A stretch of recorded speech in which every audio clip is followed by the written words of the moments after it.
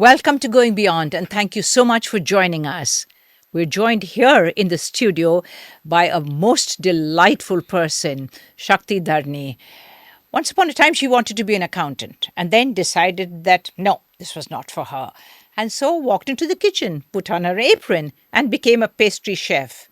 The rest, of course, is history. Sakthi, thank you so much for coming in here today. Let me ask you, first of all, how did it all begin for you? How did it happen? First of all, thank you for inviting me over.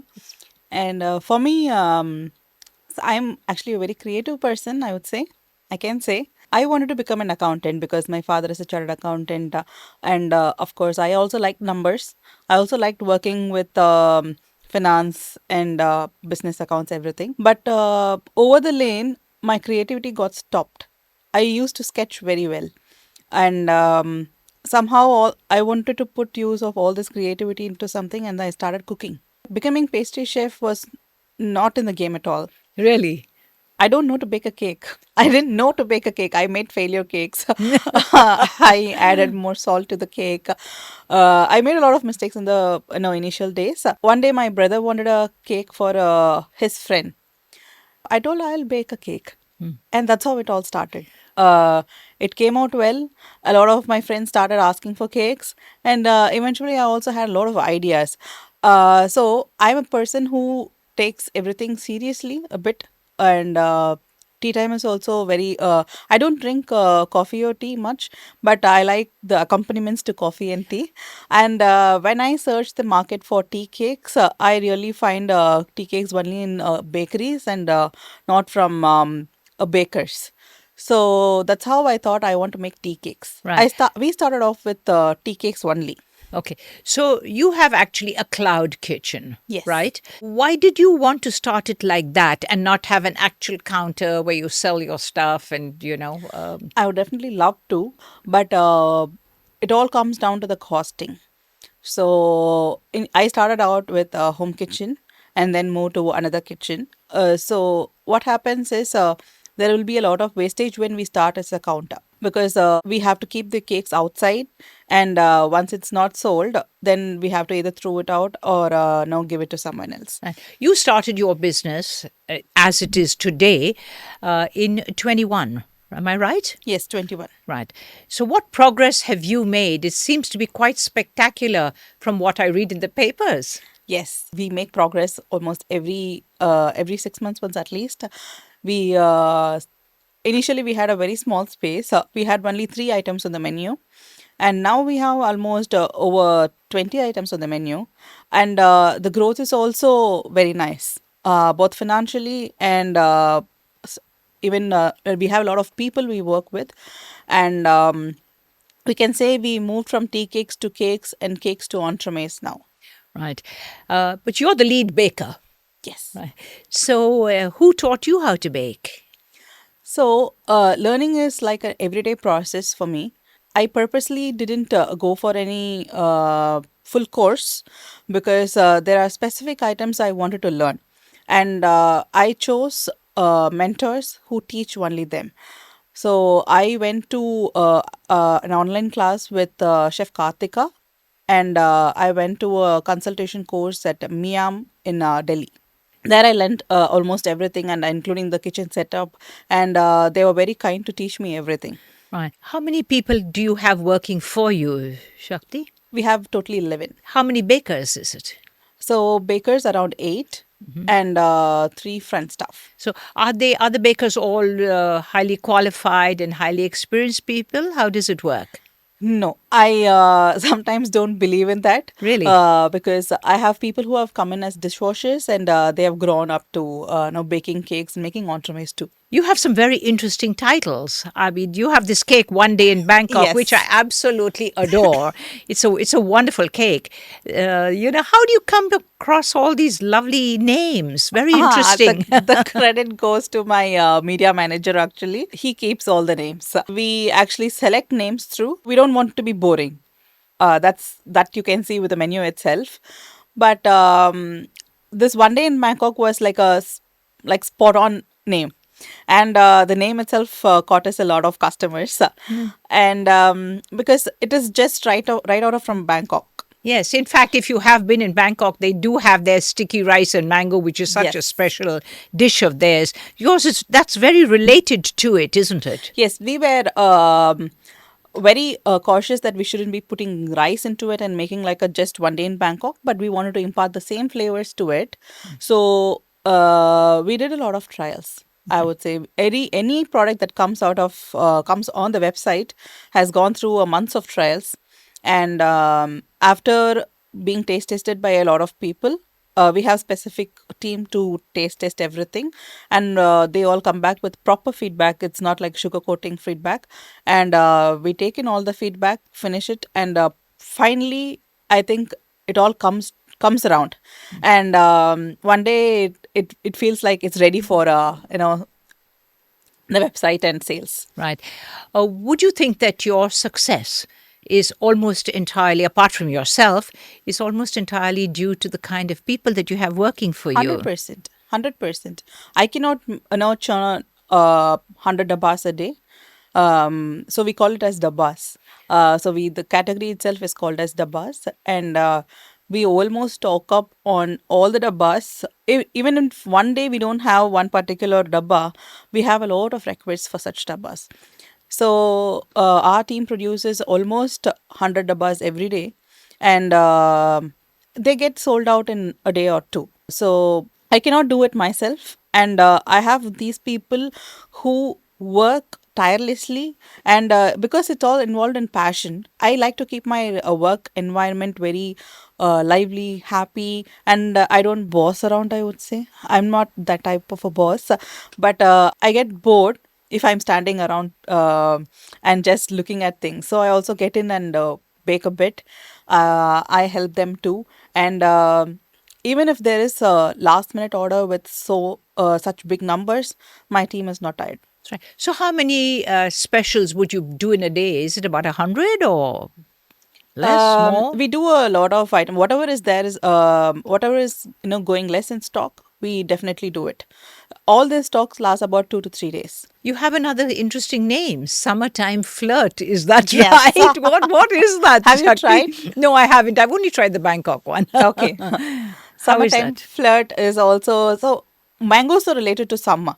Yes. And we have a lot of other produce as well for summer, but people in Chennai particularly feel mango is the king of fruits, and that's why we kept it as summertime flirt, because it has layers of cheesecake, and I think the person who tasted this first felt like it's flirting, and I kept the name as summertime flirt. So you're encouraging your customers too to offer you comments and maybe suggestions for titles, are you? 100%. 100%. So I think we have had customers who appreciated the names and not just the dessert as such. I had a lot of people who come to the Cloud Kitchen and particularly say the name is such a hit. Pastry Kadai itself is a beautiful name to have something in Tamil Nadu called Pastry Yes. Kadai, because somebody who doesn't know, then they're not going to understand that it means a pastry shop. Yes. So who came up with that name? I came up with that name. I would Really? say. So I had a bunch of friends who were encouraging me to start something, because I took a lot of time to, understand that I can start something. So they were pushing me, and we had a few. I was particular to have a Tamil name to it, and that's how the name word Kadai came in. So my friend suggested, why not keep pastry Kadai, and it went well. I think the name was catchy enough, and I think out of 25 names we chose this name. So it nothing was easy. Anything that comes out of pastry kadai is not easy at all. So it months of planning went into it, and so it was all during the COVID period. We saw a lot of bakers coming up, and I was not ready to do like that. I had some vision to what are things we have it on the menu, and what we will not be doing specifically. So I wanted to keep it as simple as pastry kadai, so in future also we can do a different kind of pastries, Right. and in which involves a lot of techniques as well. Who would you say has been your main inspiration? Somebody must have encouraged Definitely, you. definitely. So, encouragement is totally different, I would say, because my parents would still want me to be an accountant. Maybe they're dreaming of you going back to doing that. All the time. I think that's relatable with many other people also, because they would have been one notch extra happier if I had been a chartered accountant that way. But they are still happy. I wouldn't say no. But what happens is I didn't get much of an encouragement that way, but they all tasted the cakes. They encouraged it to or, help me open up something.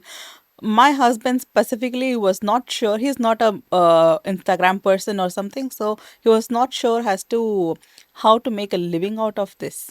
He was asking, "Will people buy cake every day?" And I was Different people like, could buy yeah. different cakes every day. Yes. And I was like, yes, it is a platform. We are doing things for indulgence, and there is a lot of events happening, and people would want to try something. So we will keep it as light as possible. Coming back to your question, I really get inspired by what Chef Bani does. She is from Delhi. She moves around fresh produce, which is what inspires me the most. And fresh produce, as in not just what's available in the market, but she travels to places which has produce like that. And she researches a lot and goes to, and I've not seen people making entremets out of indigenous produce, but she makes out of it. What was the word you used just now?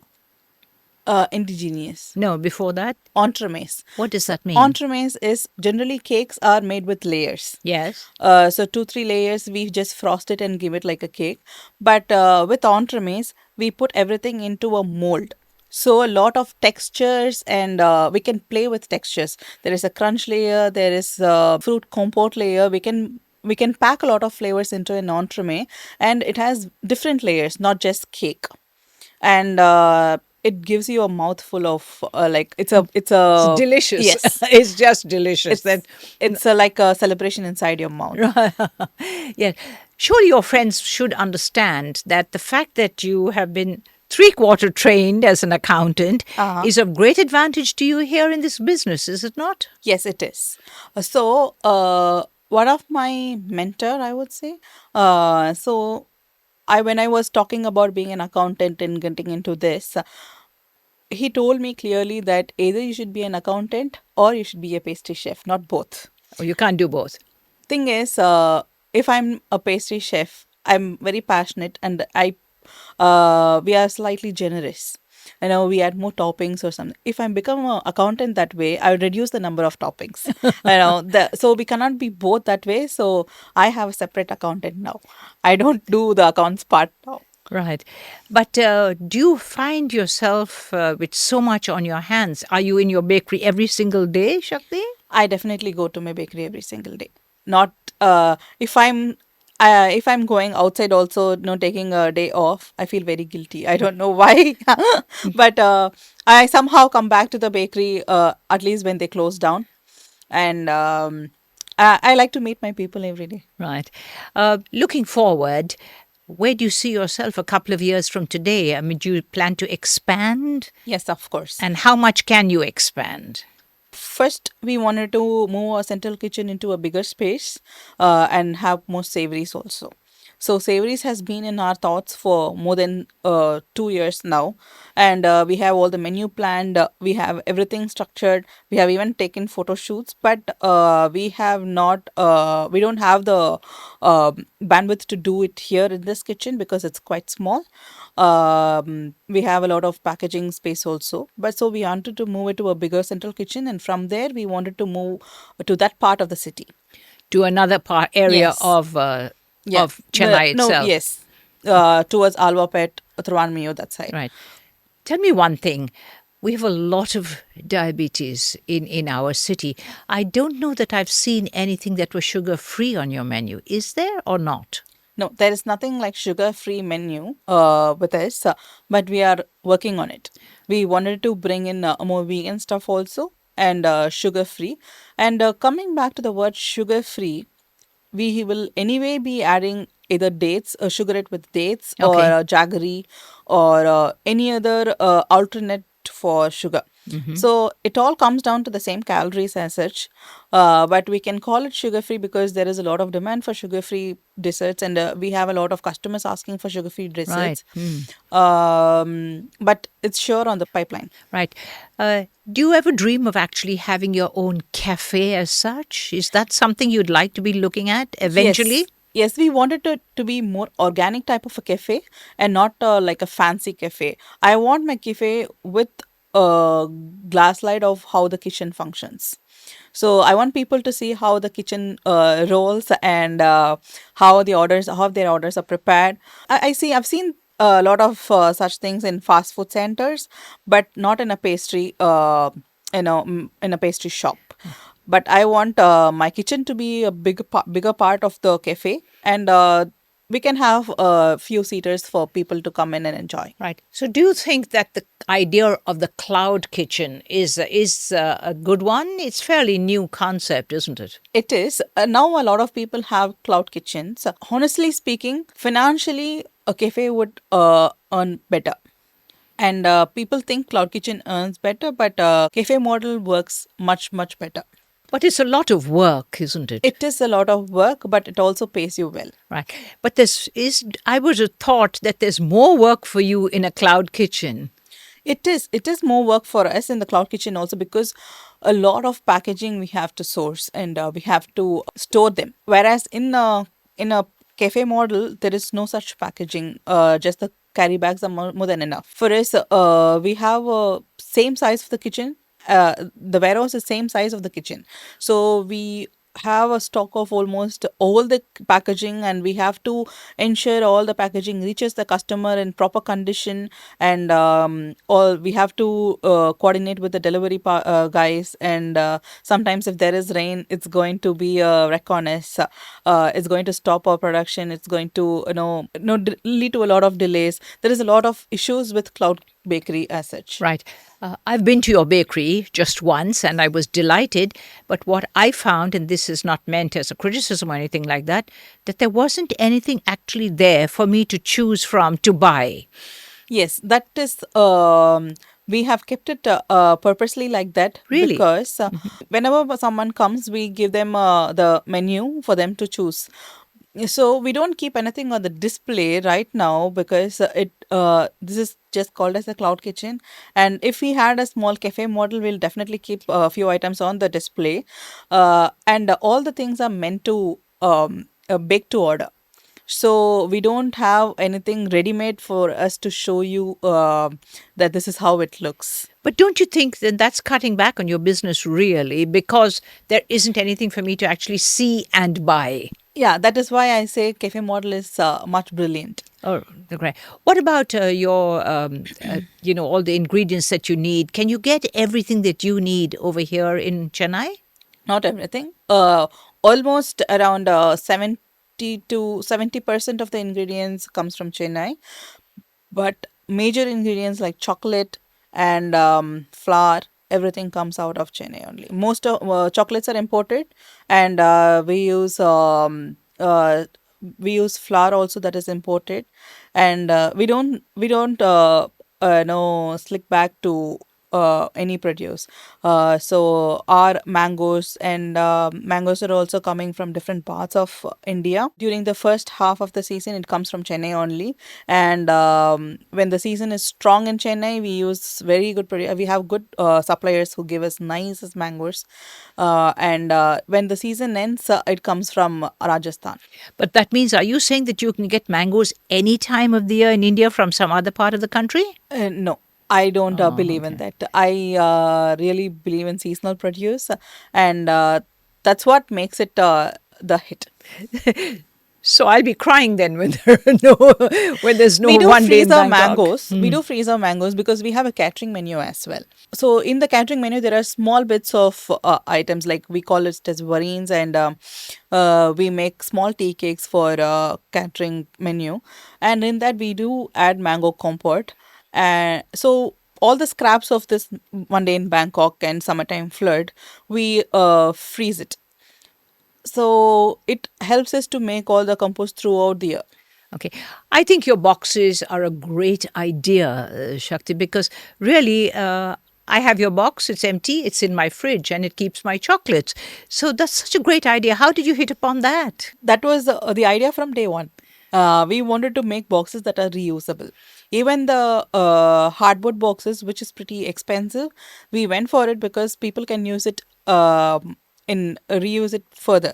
No, I have had people who used it as a cash box in other counters. Really? All the sweet nothings box also they use it. They've also customers has also given feedbacks to put a baking paper underneath so that it doesn't get greased, so they can use it further. And all our boxes you can use it, reuse it. Right. You seem to have a liking for the pandan plant of Malaysia. I've tasted that and it's really very good. How did that come about then? Have you lived in Malaysia? Do you know it, or is that the reason? No, no, I've not. I've been to Malaysia, but I've not tasted the real mango sticky rice. I've had friends talking about it, and we actually look upon things which are going viral, but we don't bring it in the same way.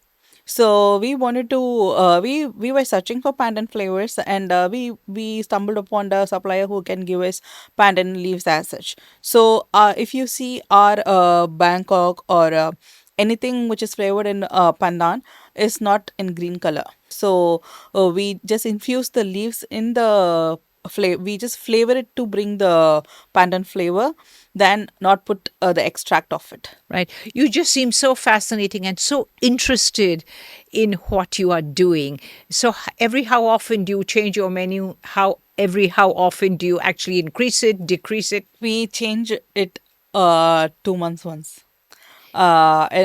I personally get bored when people buy. I think we have sold more than 1,000 boxes of one day in Bangkok, or 2,000 boxes. I'm not sure, but we get bored, and people buy only mango, not choose another fruit. All right. So that's what I was going to ask. Do you not get bored sometimes of doing the same cake all the time? People get bored, but I keep changing. So whenever I want to change something on the menu, suddenly a lot of sales, orders come only for that item. So we don't know if we have to change it or just leave it like that for a few more days. So we had a cake called 𝐏𝐚𝐬𝐿𝐿, which is a carrot and pineapple cake, like a hummingbird cake. I wanted to personally remove it off the menu because it is like I got bored of it, because every day some order comes for that, and I got bored of it. I wanted to remove it one day. That day we had about 7 to 8 orders for that particular cake. And we thought then we should not remove it. People are liking it. People are finally, finding it like people are hesitant towards carrot cake or any different cake other than chocolate. So once they take some time to understand the flavors, and then they order it for occasions. So we leave it out sometimes. But if I'm totally bored, then I remove it off completely and add new things. Because we do the research throughout the month, and we have if we like something and we finish it off, then we do the photo shoot and keep it in stock. Right. We purposely, it's not on purpose, but being a creative person, I cannot work specifically for Mother's Day or Father's Day or something like that. When idea stumbles upon, we make it as a cake. It is not like for Diwali. If you if you can ask, for Diwali we have started working already.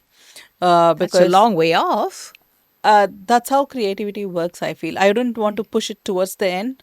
And I think even before we started working on the flavors, and we are almost close to finishing it off. Tell me, Shakti, how much do you think advertising helps your business? Is it worth it? Do you do it only on the internet? How does it work? We are only on Instagram. We have not done much of an advertising at all. We have not gone to PRs also. We have not paid a single rupee to PR. So I think word of mouth is the best advertisement. In fact, I first tasted one day in Bangkok in a friend's house, and then had to hunt around for where to look, where to find you, which part of Anna Nagar. Now, so far your business has been confined only to Chennai, so you don't see it going out of the city? We do. We had a lot of requests from Bangalore, Hyderabad, and Delhi also. But we are in talks with someone to move it to Bangalore also. But what happens? We do give it for bulk orders. We travel ourselves and send it to different parts of the city as well. I think you have a fascinating operation going. And Shakti, I'm really so grateful to you for coming in here and telling me about all this. And now my mouth is watering. I need to say, of course, right here that I'm so grateful to you. I want to thank you Thank you so for much for coming. I really do appreciate. I wish you all success. And I hope that you just grow from strength to strength. It's been great talking to you. Thank you, so Shakti. much. You're being very kind to us. Thank you, indeed. Well, it was great to have Shakti here with me today on Going Beyond. And I hope that you'll keep watching us every single weekend when we have somebody really interesting, really fascinating, and really inspiring. In fact, apart from my mouth watering, I've also been very much inspired by her presence here. So until the next time, you take care. Bye for now.